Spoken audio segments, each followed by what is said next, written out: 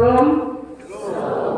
Selamat berbahagia bagi kita semua atas kesempatan indah yang Tuhan masih percayakan bagi kita. Bapak, Mama, saudara-saudara yang saya kasihi dalam Tuhan kita Yesus Kristus, tema yang akan kita renungkan pada ibadah Minggu Sengsara yang ke-7 pada pagi hari ini, yaitu pengorbanan, kasih, dan keadilan Allah bagi dunia melalui jalan salib. Bapak, Ibu, saudara-saudara, dalam kitab Injil Yohanes pasal 18 ayat 28 hingga ayat yang ke-40 merupakan rangkaian cerita yang menggambarkan bagaimana cara Allah menyelamatkan umat manusia, serta bagaimana cara Pilatus maupun orang banyak memperlakukan Yesus. Dan rangkaian ini dimulai dari penangkapan dan sampai kepada kematian Tuhan Yesus di atas kayu salib. Bapak, Mama, perkara Yesus kemudian dibawa ke pengadilan dan ditangani oleh Pilatus, di mana terjadi tanya jawab antara Yesus dan juga Pilatus. Yesus pun menjelaskan tentang tugasnya di dunia dan ciri dari kerajaan. Bapak, Mama, setelah mendengar penjelasan Yesus, apa yang Pilatus lakukan?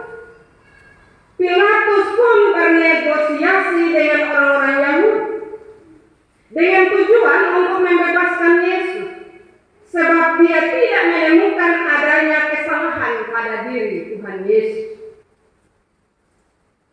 Negosiasi itu, Bapak, Mama, berhasil atau tidak? Ternyata tidak berhasil. Karena mereka tetap menginginkan agar Yesus tetap dihukum dan Barabas dibebaskan. Bapak, Mama, adegan pengadilan Yesus menarik untuk disimak, khususnya mengenai pergolakan batin Petrus dalam mengadili Yesus, di mana Pilatus memberi tempat pada sesuatu yang bertentangan dengan hati nurani. Pilatus tidak mendapati kesalahan apapun pada pribadi Yesus, tetapi dia menyerahkan Yesus untuk dihakimi menurut hukum Taurat. Pilatus berkompromi untuk sesuatu yang diketahuinya salah. Seharusnya ketika dia tidak mendapati kesalahan pada pribadi Yesus, dia bisa mengambil keputusan karena dia yang berkuasa.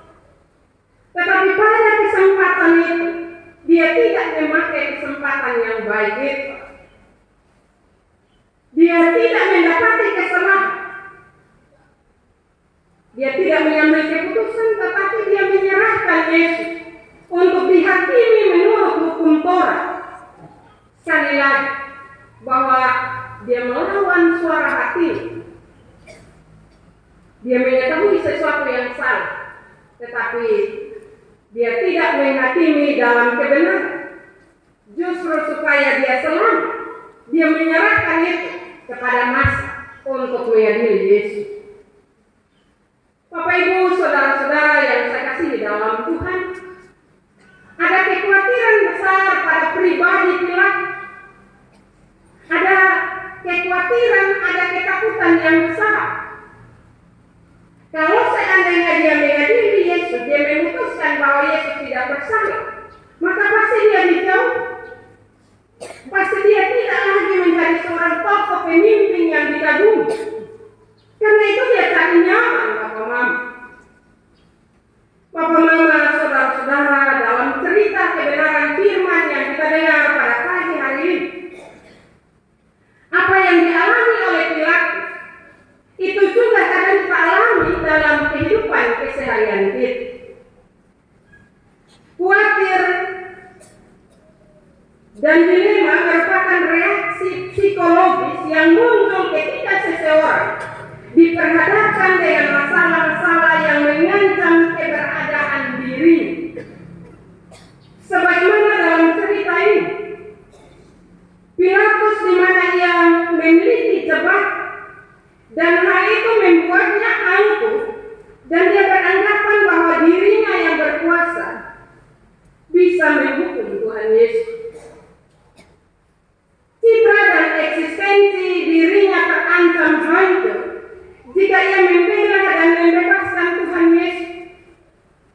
Akhirnya Pilatus menyerah pada tekanan massa dan menyetujui permintaan orang banyak untuk menyalibkan Yesus dan membebaskan Barabas sebagai seorang penyamar. Bukankah itu yang terjadi dalam kehidupan kita? Keadilan kadang berlaku terbalik. Orang benar bisa salah, orang salah bisa jadi benar. Dari firman Tuhan ini, Bapak Mama, kita belajar beberapa hal. Reaksi psikologis Pilatus juga nyata dalam kehidupan kita. Kehidupan kita selalu diwarnai oleh kekhawatiran, oleh ketakutan, dan juga berbagai hal.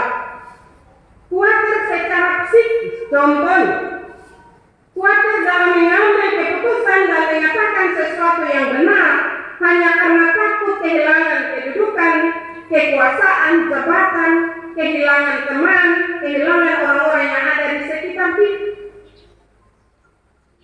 Contoh praktisnya banyak dalam hidup kita. Mungkin kita sebagai istri tahu suami salah, tapi supaya nyaman, kita tidak akan mengatakan kesalahan suami. Kita juga ikut membenarkan apa yang salah. Sadar atau tidak, kadang betul-betul suka Pilatus, saya nggak paham, tapi Pilatus ada pada diri kita. Hal yang berikut, khawatir akan kebutuhan hidup kita sehari-hari.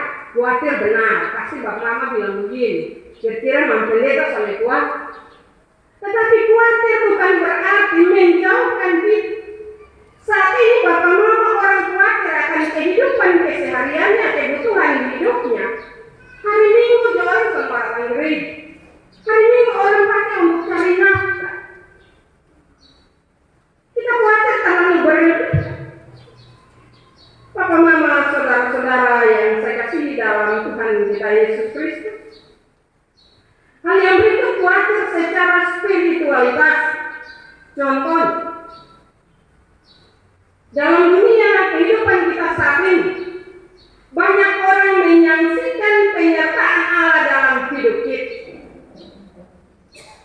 Orang sudah tidak lagi mau percaya bahwa Allah berkuasa. Allah mau menolong kita, Allah siap membantu kita, Allah mau berjalan bersama-sama dengan kita dalam berbagai pergumulan hidup. Hal itu mulai sirna dalam kehidupan kita. Dalam dunia modern sampai saat ini masih saja orang percaya kepada hal-hal gaib dan perlahan-lahan menjauhkan diri dari persekutuan dengan Allah. Orang mulai pakai kuasa gelap dan akhirnya dia berpikir kalau ke gereja kuasa gelap bisa hilang. Jadi orang tidak mau lagi masuk gereja dan juga berbagai hal. Bapak Mama, saudara-saudara yang saya kasih dalam Tuhan. Karena itu belajar dari cerita firman Tuhan pada pagi hari ini. Kita harus menentukan sikap kita. Kebenaran itu harus dinyatakan.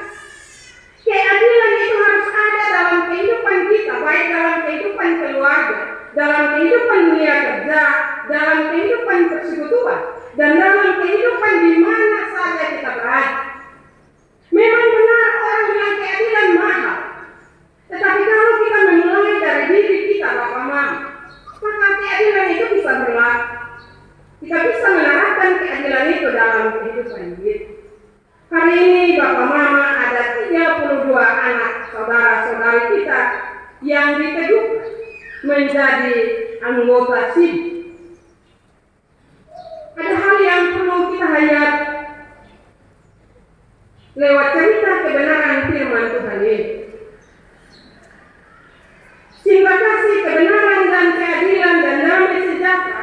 dinyatakan dalam hidup kita setiap hari, terutama dalam keputusan untuk mengikuti Yesus. Kita belajar bahwa kasih dan keadilan itu hanya bisa bertemu melalui pengorbanan. Yesus mengorbankan diri. Dia mengasihi kita, oke. Tetapi dia tidak kompromi dengan dosa. Dia menghukum kita. Tapi dia tidak menghukum kita secara langsung karena kita tidak mampu menjalani hal itu. Maka dia memberikan anaknya Yesus Kristus untuk menggantikan dosa-dosa kita, mengorbankan dirinya untuk menebus dosa-dosa kita. Di situ kita lihat bahwa kasih dan keadilan berlaku, tetapi hanya melalui sebuah pengorbanan. Dan pengorbanan itu Yesus jalankan dalam hidupnya. Karena itu anak-anak yang dikasihi Tuhan, setelah habis, jangan hilang dari persekutuan, tapi selalu mendekatkan diri di hadirat Tuhan. Karena kasih Tuhan, saudara-saudara hari ini ditegur. Tapi ingat bahwa Allah tidak kompromi dengan dosa. Setiap perjalanan hidup kita, ketika kita melakukan dosa pasti ada hukuman. Tapi ketika kita berbalik, ketika kita membawa diri di hadirat Tuhan, pasti Tuhan menolong kita. Tapi jangan anggap remeh juga. Jangan bilang sudah Tuhan mengasihi dari buat dosa banyak saja. Nanti tahu pada akhirnya diampuni. Baik kalau masih ada akhir bagi kita untuk berbalik. Tapi kalau tidak, menyesal kita tetapi terlambat. Hal yang berikut, kita harus bersyukur sebab Allah di dalam Yesus Kristus adalah Allah yang penuh kasih dan adil. Allah tidak kompromi dengan dosa.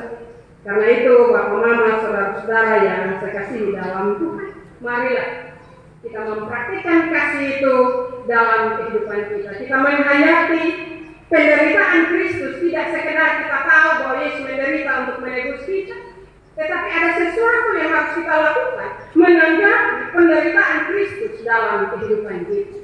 Marilah kita kembali merenungkan firman ini dan melakukan dalam hidup kita setiap hari. Firman Tuhan memberkati kita pada pagi hari ini. Amin.